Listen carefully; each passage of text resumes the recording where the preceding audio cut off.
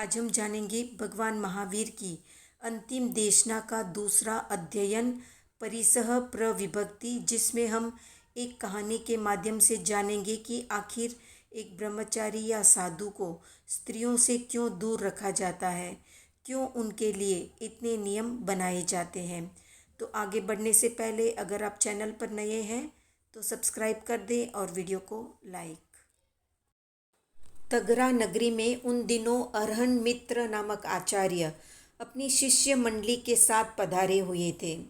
नगर निवासी सेठ दत्त, उनकी पत्नी भद्रा और उनका पुत्र अरहनक, ये तीनों आचार्य श्री की सेवा में दर्शन और वंदन करने के लिए पहुँचे।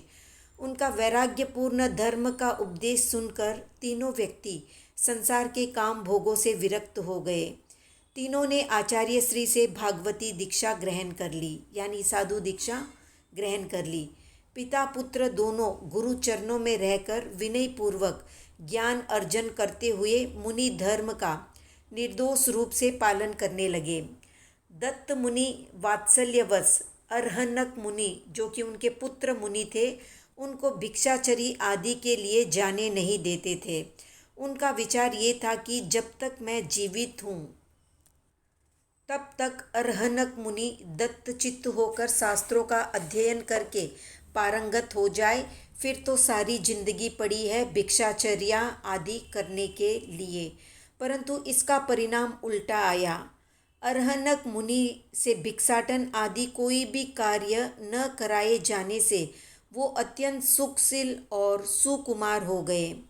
कालांतर में दत्त मुनि का स्वर्गवास हो गया, यानी उनके पिता मुनि का स्वर्गवास हो गया।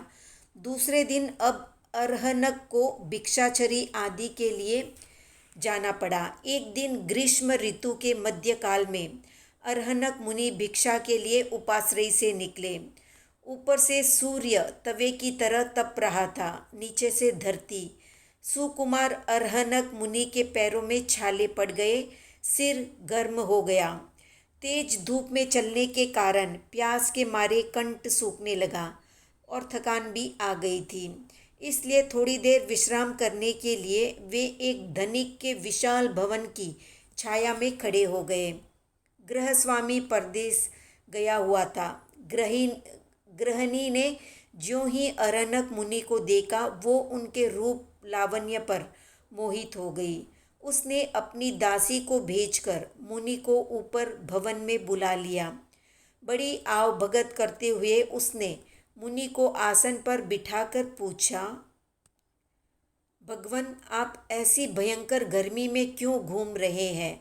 आपको क्या चाहिए? अरहनक मुनि ने कहा कि भद्रे, मैं भिक्षा के लिए घर घर घूम रहा हूँ। गृहिणी बोली कि इसकी बिल्कुल चिंता न करें, मेरे यहाँ सभी वस्तुएं तैयार है। आपको इधर उधर कहीं जाने की ज़रूरत नहीं है। यथेष्ट भोजन, पेय, वस्त्र, शैया, आसन आदि सब कुछ आपको मिल जाएगा। आप यहाँ पर आराम से रहें। मुनि उस कामातुर महिला की चिकनी चुपड़ी बातों में आ गए। उष्णता के परिसह से संतप्त मुनि संयम से विचलित होकर सुंदरी के प्रेम पास में फंस गए। उसी भवन में रहकर वे सभी प्रकार के विषय सुखों का उपभोग करने लगे।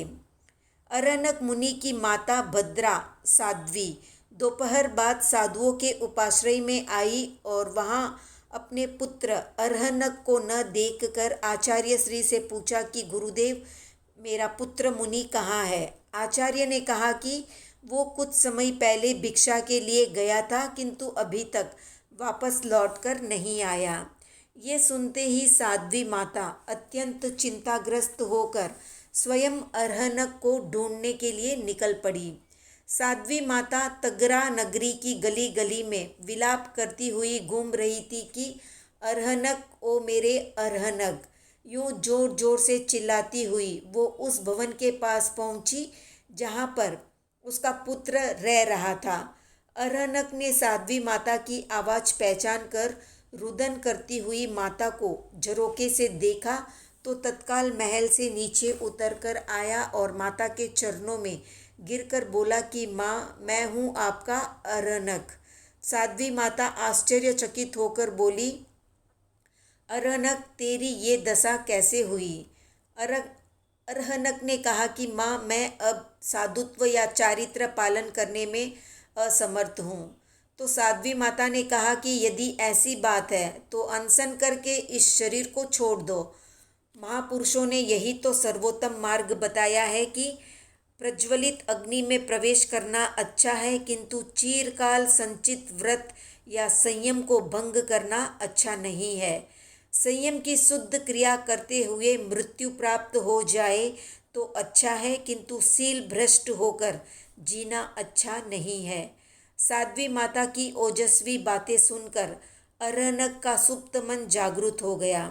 उसने अपने भूतकालीन दोष के प्रायश्चित स्वरूप आत्मविशुद्धि हेतु तपी हुई शिला पर आमरण अनशन करके समाधि भावपूर्वक शरीर को त्याग दिया और प्रथम देवलोक में उत्पन्न हुआ।